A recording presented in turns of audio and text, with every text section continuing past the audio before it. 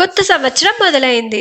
School gate దగ్గర నుండి పిల్లలందరూ పరుగులు తీస్తున్నారు. కానీ అరుణ్ అనే ఒక కుర్రాడు మాత్రం చిన్న కర్రను పట్టుకొని నెమ్మదిగా నడుచుకుంటూ వచ్చాడు. అతడు స్కూల్లోకి వెళ్ళినప్పుడు తన క్లాస్లోకి వెళ్ళగా అక్కడే ఉన్న కొంతమంది పిల్లలు ఆశ్చర్యంగా చూశాడు. కానీ అరుణ్ ఎవరితోనూ మాట్లాడుకోకుండా వెళ్ళి చివరి బెంచ్లో కూర్చుండిపోయాడు. కొద్దిసేపటికి విహాన్ అనే కొత్త విద్యార్థి క్లాస్ రూమ్లోకి నవ్వుకుంటూ వచ్చాడు. టీచర్ అతన్ని అందరికీ పరిచయం చేసింది. విహాన్ వచ్చి అరుణ్ పక్కన కూర్చున్నాడు. విహాన్ అరుణ్ ఒక కర్రని పట్టుకొని ఉండడం గమనించాడు. కానీ ఏమీ అడగలేదు. మధ్యాహ్నం లంచ్ టైంలో తాను లంచ్ బాక్స్ని అరుణ్తో పంచుకున్నాడు.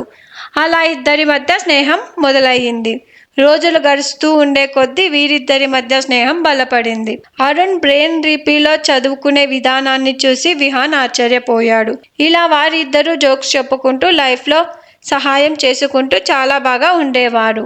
పిల్లలు ఎవరైనా ఇబ్బంది పెడితే విహాన్ ధైర్యంగా అరుణ్కి సపోర్ట్గా ఉండేవాడు. మరొక రోజు విహాన్ ఈ ప్రకృతి గురించి అందంగా వివరించారు.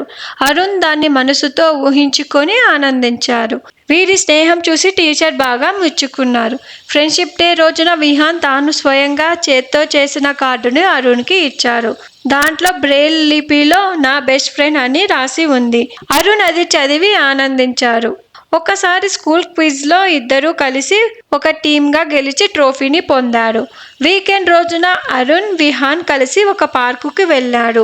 అక్కడ ఉండే అందాన్ని అరుణ్ తన చేతులతో ప్రతి పువ్వుని తడిమి ఆనందించారు. ఫైనల్ పరీక్ష సమయంలో విహాన్ ప్రశ్నలు చదివి అరుణ్కి సహాయం చేసేవాడు. వాళ్ళ స్నేహం ఇంకా బలంగా మారింది. చాలా ఏళ్ల తర్వాత ఒకరోజు పార్కు దగ్గరలో వాళ్ళు కలుసుకొని గట్టిగా కౌగిలించుకున్నారు. విహాన్ అప్పట్లో ఇచ్చిన పెన్ మళ్ళీ అరుణ్ చేతిలో పెట్టాడు. ఇలా ఇద్దరు స్కూల్లో గడిచిన మెమరీస్ని గుర్తు చేసుకున్నారు. ఇలా అందరి జీవితాల్లో ఒక మర్చిపోలేని చిన్ననాటి స్నేహితుడు ఉండే ఉంటారు కదా. మీ ఫ్రెండ్ అండ్ కామెంట్ రూపంలో రాసి అతనికి ఫ్రెండ్షిప్ డే విషయం చెప్పండి. And happy friendship day. Please like, share and subscribe to పిల్లా కార్టూన్స్.